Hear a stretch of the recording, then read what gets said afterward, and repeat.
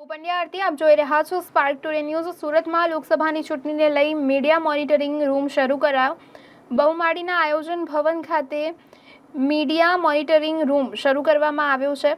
જિલ્લા કલેક્ટર અને ચૂંટણી અધિકારી સૌરભ પારઘી દ્વારા મીડિયા મોનિટરિંગ રૂમની મુલાકાત લેવામાં આવી। સ્થાનિક ન્યૂઝ ચેનલ ઉપર આચારસંહિતાને લઈ નજર રાખવામાં આવશે। 11 ન્યૂઝ ચેનલનું monitoring electronic media monitoring centre ખાતે કરવામાં આવ્યું।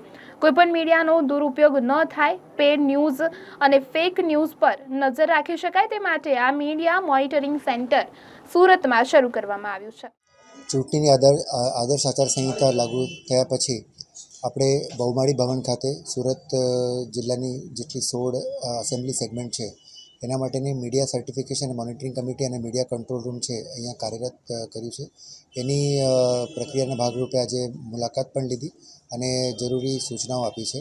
એક ઇલેક્શનમાં લેવલ પ્લેઇંગ ફિલ્ડ થાય અને કોઈ પણ મીડિયાનું જે છે દુરુપયોગ ના થાય, પેડ ન્યૂઝ, ફેક ન્યૂઝ, આના ઉપર આપણે જે છે કંટ્રોલ રાખીએ અને આનું જે છે પ્રોપર એક્સપેન્ડિચર છે એ પણ કેન્ડિડેટ કે પાર્ટીના ખર્ચમાં ગણાય એના માટેનું આ સેન્ટર કાર્યરત હોય છે।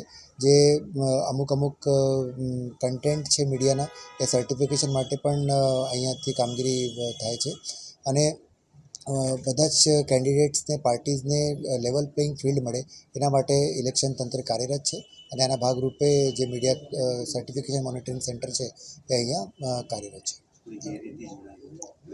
નહીં, અત્યારે તો બધા મોનિટરિંગ થાય છે અને જેટલી પણ ચેનલ્સ છે, લોકલ ચેનલ છે અને ઇવન મીડિયામાં જે ચાલતી હોય બીજા જે સોશિયલ મીડિયાવાળા છે એ પણ આપણે એની રેકોર્ડિંગ પણ રાખીએ છીએ, જે રિલેવન્ટ જ્યાં પણ લાગતું હોય અને આપણને ક્યાંક આચારસંહિતાનું ભંગ જણાતું લાગતું હોય તો એના ઉપર આપણે કરીએ છીએ। અત્યાર સુધી સુરત જિલ્લામાં આવું કોઈ જે છે ધ્યાન ઉપર આવી નથી।